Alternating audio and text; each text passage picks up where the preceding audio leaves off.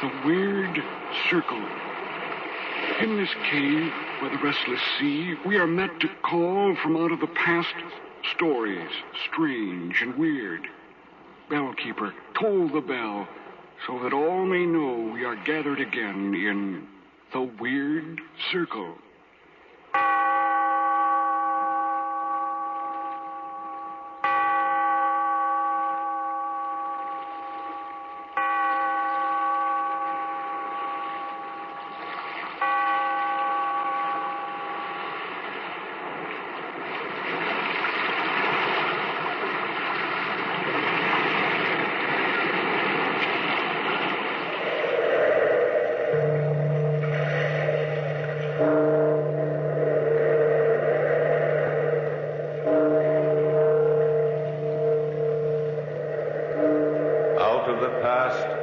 Phantoms of a world gone by speak again the immortal tale.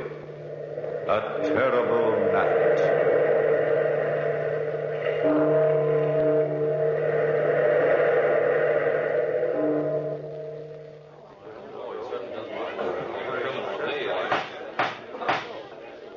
Silence in the court.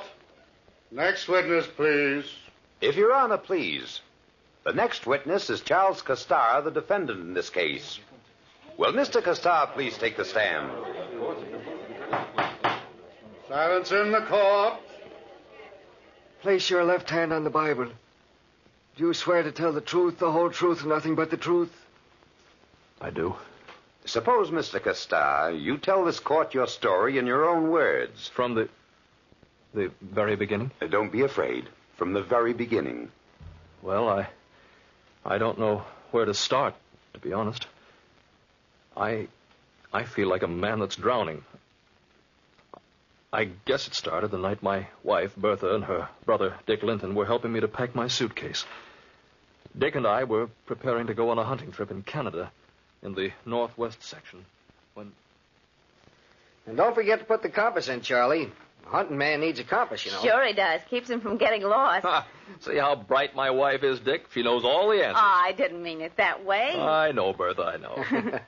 It's just that when a gal's brother and husband go gallivanting off on a hunting trip to the North Woods, the gal wants to know they're coming back safe. You worry about Charles, Bertha. You know me. I never get lost.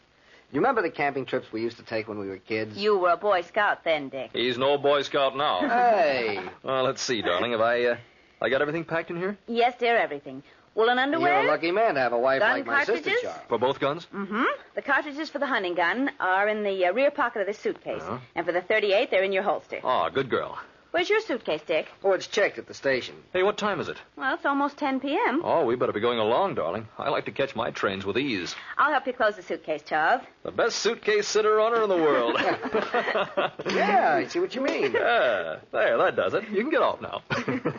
Have a nice trip, both of you. Bring back at least 2 dozen deer. Oh, at least, sis. Bye, honey. Bye. Oh, don't forget your muffler, darling. It's in the closet downstairs. And please be careful. When little boys play with guns, well, you know how dangerous guns can be. So we left, Dick and I.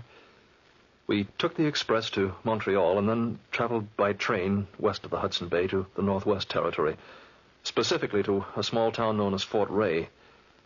What equipment we hadn't already purchased, we purchased there, mostly food provisions and plenty of coffee. Then, on the morning of September 3rd, Dick and I started out, on foot.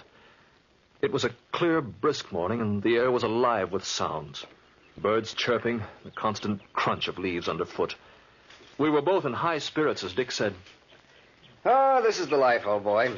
This is what a man needs. To get away from civilization and breathe again. Yeah, back to nature. Mm-hmm. Back to nature's right. You know, there's something the matter with modern civilization. You get all jogged up inside. Begin to think all sorts of strange things. Strange, Dick? In what way? Oh, morbid thoughts. Hating yourself, hating everybody else, hating the world. You know, that's bad for a writer. His work becomes bitter, and he pours the gall out in words. Paints the world he sees in gray overtones. You mean like that last story you sold? Yeah. It was a depressing story, but that was my mood. Both you and Bertha have morbid emotional streaks. Well, Sis and I are very much alike in many ways. Huh. funny, my marrying Bertha? What's so funny about it? You know, I engineered it. You did? Why? Well, Bertha and I have always been pretty close, you know. Much closer than ordinary brother and sister. I didn't want to see her marry some clerk. Well, thanks, Dick. You be my roommate at college. I got to know you pretty well. Yeah, Sis and I have the same likes and dislikes, and I just knew you were right for her. You mean to tell me I didn't have anything at all to say about it? Sort of. Sort of. Well, Bertha's beauty, her chemistry, if you like, and youth took care of the rest.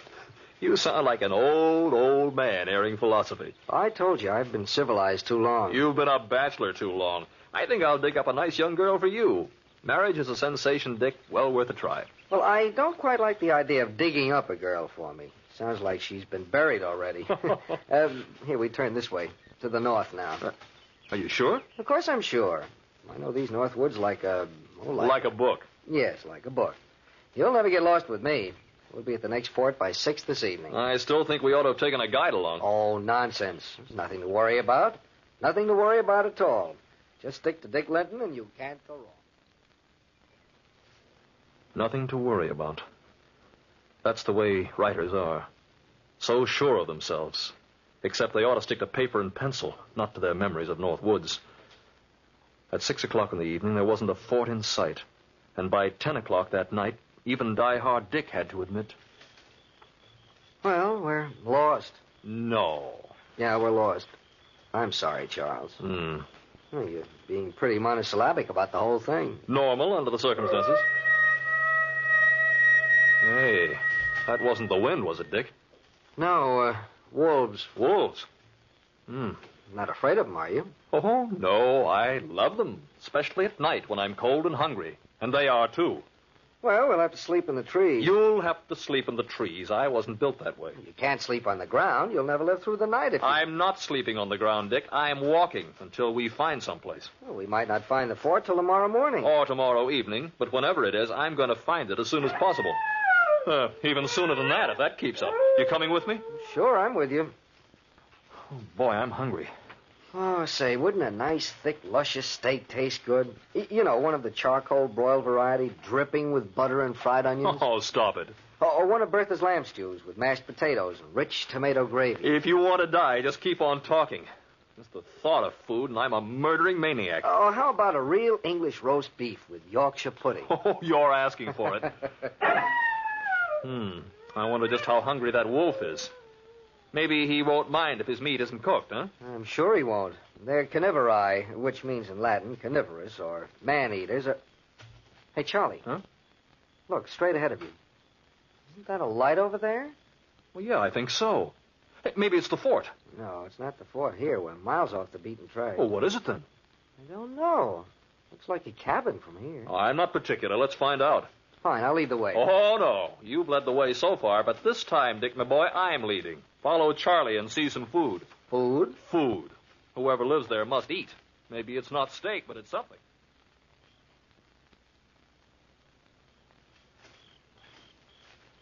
It is a cabin, all right.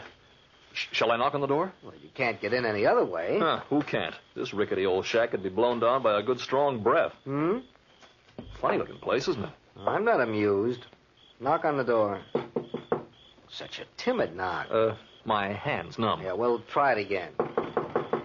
Hope this guy's friendly. Uh-oh. Our friends are sniffing about again. And I don't look at all well in tomato sauce. Oh, Charlie. Evening. Something I can do for you, gentlemen? We managed to... We hope to find some place to stay for the night, sir. We're completely off the beaten track. You don't say. Come in. Come in, gentlemen. Yes. I'd be delighted to put you up this evening if you don't mind sleeping on the floor in the attic. Well, at this point, we don't mind anything. Don't you? My name's Charles Costar, sir, and my friend is Dick Linton. How do you do? Yeah. My name is Joel. Just Joel. At least, they used to call me Joel. Have you eaten yet this evening? No, as a matter of fact, and we're starving. Well, come in and sit down, and I'll fix you some dinner. That is, if you don't mind my meager rations. Oh, we don't mind anything at this point. Do we, Dick? Oh, no, definitely not. There's an old American saying, food is food. Let's eat, huh? I'll fry some deer steak for you, and I've some wine. Oh, wonderful. Tell me, Mr. Joel, do you live here all alone? Unfortunately, yes. You see, I'm an outcast from your society. Let a man be different, and automatically he becomes an outcast. Yeah, there's something in what you say. Let him look a little different, or think a little different, or speak a little different. And he becomes a marked man. The individual is not allowed the privilege of individuality. Mankind doesn't permit it. Oh, I don't think so, really. Don't you? I'll just set the table, and you can sit down over here and eat. Come along, Charles. I can prove my point. Now, look at me. I'm different. Larger than most men. I, unfortunately, grew too tall. And I'm too ugly for the average man to stomach. I was hated. Yes, hated by your civilization and feared, too. Not because I was cruel or vindictive or dishonest, but because I was different. Yes, I'm a giant in stature. Well, Don't feel badly for me. I've had my revenge on society, and I'll have even more revenge on little people like yourselves. Yes. It's quite understandable that you feel that way. Gentlemen, before you sit down to dinner, allow me to hang your hunting guns up here.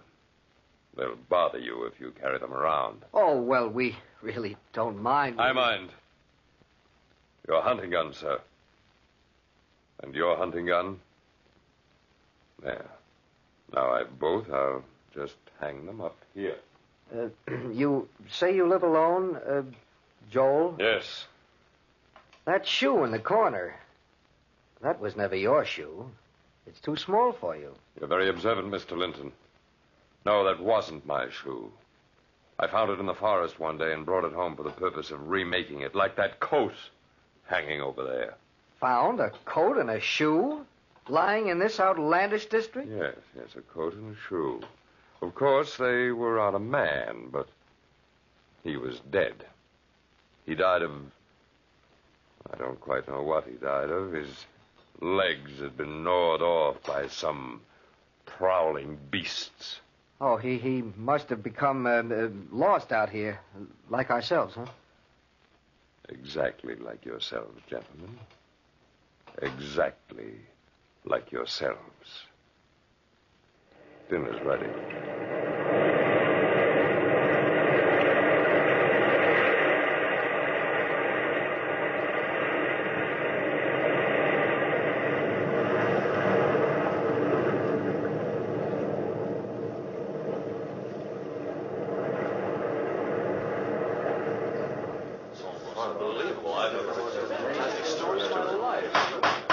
Silence in the court.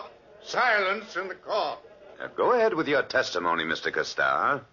Well, you can see what a spot Dick and I were in. We didn't trust that man for a second. Believe me, he was... Well, darn it anyway, the man was unbalanced. It was well after we finished eating dinner that Joel lit a good, warm, roaring fire in the fireplace, and then... Well, gentlemen, it's time to retire.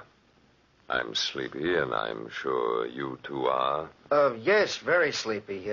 Mind if we take our guns upstairs? I'd like to clean them. You won't need them this evening. You can clean them in the morning. Come along, please. Yeah. Come on, Charlie. Yeah, I'm right behind you, Dick. Be careful of this stepladder. It's rickety, to say the least. So I notice, yeah. I'll go first and get the blankets out. Yes, fortunately, I have 2 blankets up here, although they're musty enough. Oh, don't worry about us. All right. Come up now. Right away. I'd feel a lot better if I had those hunting guns. I don't blame you. You can see for yourself, Mr. Linton, that this attic is not accustomed to guests. musty, and the spiders are troublesome to strangers. Spiders?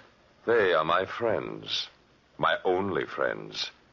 They say he who shares a roof with you automatically becomes your friend. They have shared this roof with me for many years. Good night, gentlemen. Sleep well. Oh, good night. Great Scott, what kind of a mess have we gotten ourselves into? I don't know. He's got a cog loose in his mind somewhere, that's certain. Very certain. What'll we do? I'll tell you. One sleeps and the other stands guard. That won't do us any good, Dick. He's 10 times our size, and besides, we're unarmed. I've got your 38 in my pocket. You forget about it, huh? Yeah, I did. Look, through these boards in the attic. You can watch Joel very easily.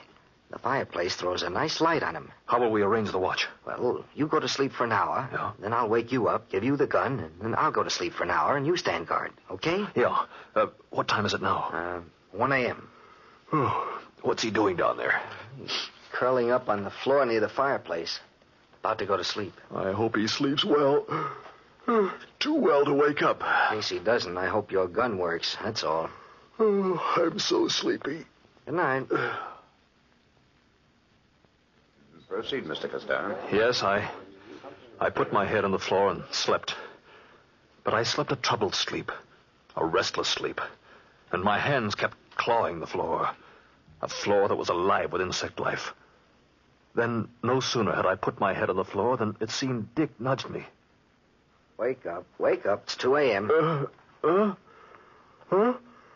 Oh, okay. What happened? Nothing. It's your turn now. Oh, I'm really licked. Really licked. So much walking and then all this. He was quite right. All this. He lay down on the floor, and soon he was sound asleep. Sleeping like he was drugged. Poor Dick was all in. I sat upright, concentrating on sitting upright, to keep my eyes from closing. I was so tired, and my blood ran cold as I kept my eyes glued to the still figure which lay beneath us. The hut was so quiet that my wristwatch sounded like the beating of tom-toms in that silence. Tick, tick, tick, beating off the seconds, perhaps slicing off the seconds left of our lives. And I waited and watched, waited and watched. Then suddenly the huge figure beneath me stretched his huge form in front of the fireplace and yawned. His large, expressionless eyes sought mine through the planks of the floor, and I thought for a moment he saw me sitting there. Perhaps my crouched figure in the attic somehow threw a shadow down on the floor of the hut below. Then he arose, cat-like. That huge form arose gracefully and quietly. He eased himself up and walked to the door, as if listening for someone or something. Then, just as quietly, he opened the door and... Yes? Yes? Yes, come back shortly. Shortly. He said, come back shortly. Who was he talking to? And what was he talking about? Come back. Come back to murder us. He shut the door just as gently as he opened it. And then returning to the place before the fire, he again curled up near the warmth of the blaze. I glanced down at my watch. It was 3 o'clock. I nudged Dick, gently at first, and then harder. Dick, your turn. Dick, wake up. Oh, we're up so soon. Yes.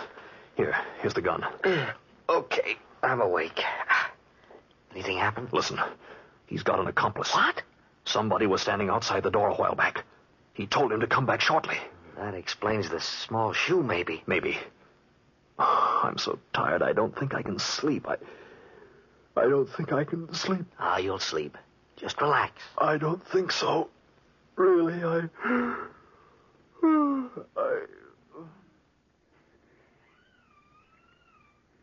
Come in. Come in. Yeah? Are they asleep now? Yes, fast asleep, the poor fools. One of them thought he could stay awake. I could see them taking turns staying awake. But I put enough dope in their wine to knock them out completely. Have they much money with them? Who knows? But whatever they have, we need. Here. Give me that log you brought in. Here you are. Now I'll splinter it like this and light one end of it. Nothing like this wood burning to dope them completely. What'll we do with them later? Put them outside for the animals. I'll wait down here for you. You go upstairs. I won't be long. These things never take very long.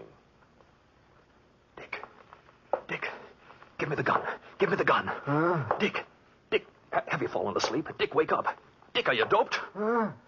Dick, he's coming at us. Give me the gun. Give me the gun. Please, Dick, give me the gun. There, I've got the gun now. You're laughing at me. You're laughing. Time to wake up now for the last time. No, take this. There, that's got you. Where's your friend? Where's the little man? Dick, help me find the little man now. Help me. Dick!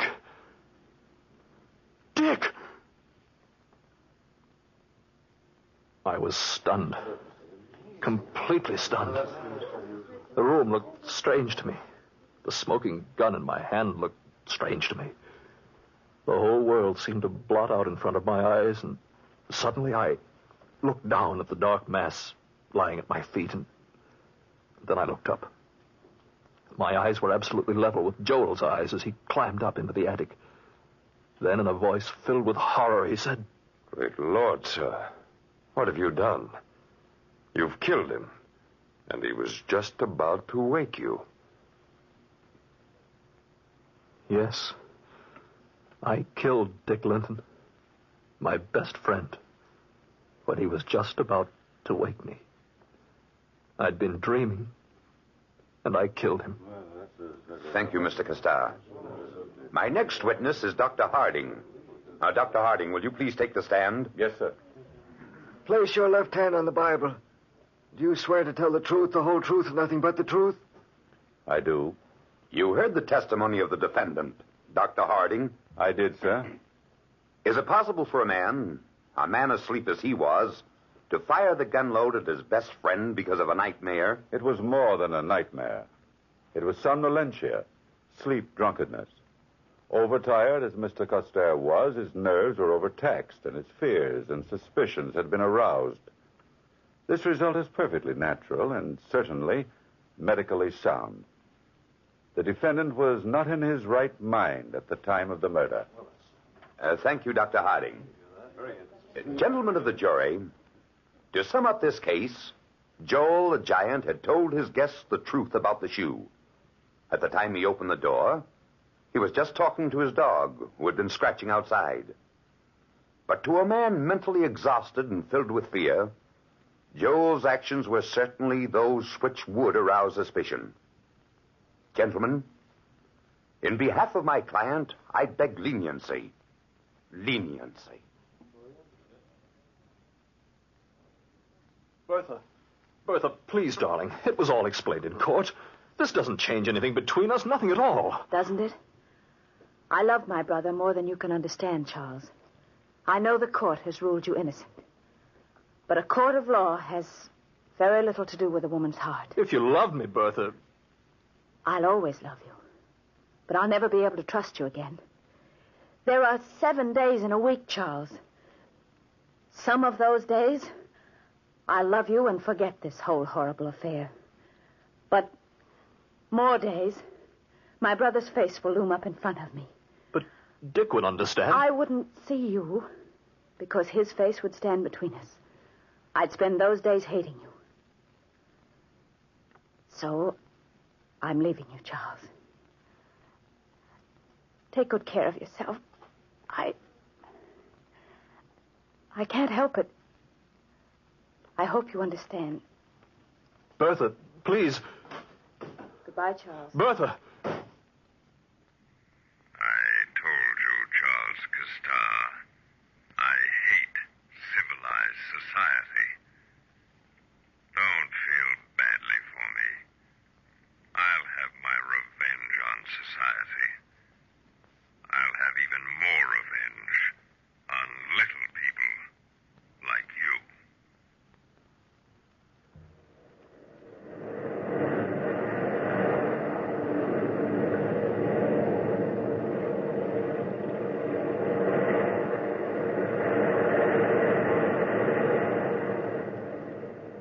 the time-worn pages of the past, we have brought to you the story, A Terrible Night.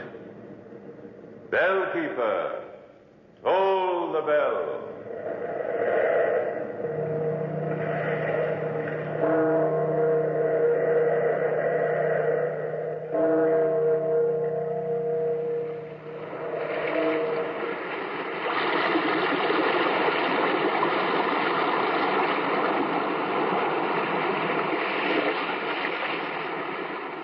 From the time-worn pages of the past, we have heard another immortal tale in The Weird Circle.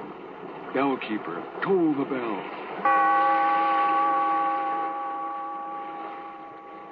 Be here in this lonely cave by the restless sea once again next time for another immortal tale in The Weird Circle.